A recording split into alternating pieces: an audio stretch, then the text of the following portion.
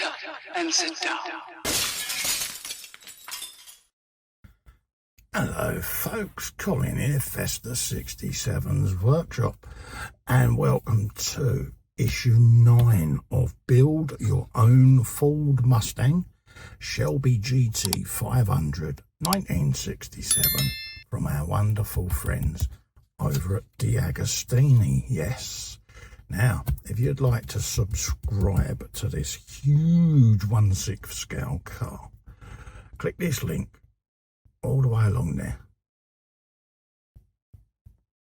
Bink. Head over to the DeAgostini website and go and grab yourself one of these, folks.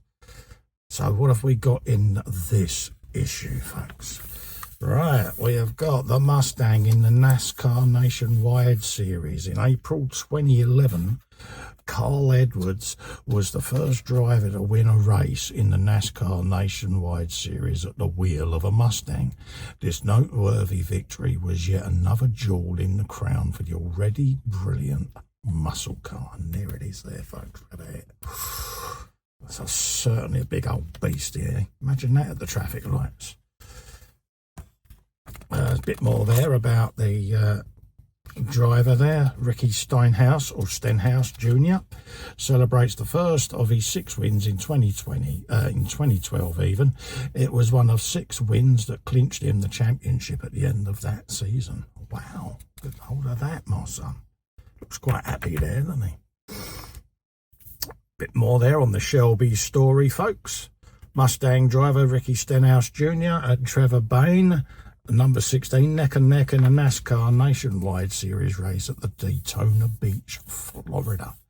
The race finished with Stenhouse in 8th and Bayne in 10th, but Stenhouse went on to win the 11th championship. There you go. Here's the parts that you've received in this issue, which is to do with the front tyre. You've got the main rubber part of the tyre, and then you've got the inner section there for the internal part and the clips, and they go together really quite well. I like it in this Partwork how they've done this, to be quite honest with you. They seem to have really nailed it, because you put the outer the inner part of this inside the tyre and just clip it together, and I think that's a really good idea. Yeah, it says, note there's a gap between the 2 internal parts. This will be filled by one of the internal tyre clips. And this is a pressure fit, folks. So you put the first one in, and then it reduces the gap, and then you stretch it apart as the clip goes in. Because there's going to be a lot of weight on this tyre, and as you can see, they're quite squishy. And being that this car's going to have quite a lot of weight behind her, you kind of don't want the tyres to end up looking flat. So that's what we're going to be up to in this one. Nice easy issue this, folks. Literally it's prepping this ready for when the internal wheel rim goes inside. But you just need to make sure you're putting these in under tension so it really presses against the outer wall of that tyre. And there again it shows you on your model what we're working on. Okay. Mustang Cobra Mark II, success in the midst of the crisis.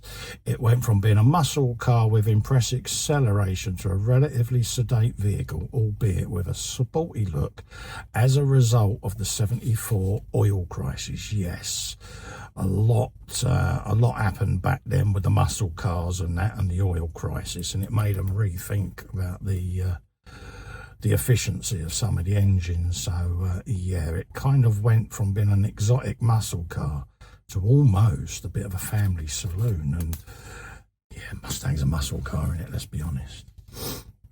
You'll probably get someone putting an electric motor in one at some point, and to me that'll just be sacrilege. But you've got to change with the times, haven't you? It says there the Cobra Mark II was the right car at the right time. Got a look about it, I must admit. It looks quite similar in shape to my Monza, if I'm honest, with a big sloping back, a very 1970s, 80s appearance to it. But yeah, it's got that sloping 2-door coupe look that my Monza's got. This was the Mustang Monroe handler. It was a special version made by the shock absorber manufacturer Monroe to present a new range of their products. And it's got yellow and blue colour scheme does seem to work on it, doesn't it? The makeup for removing the convertible variant, Ford offered a removable T-top style roof with translucent fibre panels. There you go, Mustang T-top. There. And then the Cobra 2 was offered with all engine versions, including the 4-cylinder. And in 75, the V8 returned. Yes, it came back. Yeah, exactly. And then you've got the King Cobra was only a limited edition, of which only 4,300 units were made. The culmination of this range of models was the King Cobra, launched in a limited series in 1977, with a deep air dam and large Cobra drawn on the hood. Only 4,300 of this unit were made. All of them were equipped with the V8 engine. It's got a bit of a look at the old Trans Am about it, and it with a big bonnet logo. And these were the elegant gear versions. The gear coupe had a hard top body and a vinyl roof, a complete change to the previous generation's Mustang Boss and Mustang Mach 1. They had vinyl roofs, I can remember when they was in vogue. So that's the end of that edition of this week's magazine, folks. So we'll just flip back to what we're going to be doing. And it really is very simple push fit week this week. So we'll just put that at the back and we'll grab our parts that we've got. So obviously you got your big old Goodyear tyre there. Look at the size of that. There's a beastie, isn't it? It really is a beastie. So we got that. And then we've got our semicircular inserts to put in, and these little pegs. A bit like keystones when you see an arch in a building. But pretty much what they are is a keystone. So what you're going to be doing is you need to feed this into the tyre. So just feed it in and work it into the cavity of the tyre. So you might just need to give it a bit of a stretchy kins, folks. But it will go in like that. I think that's half in, like that.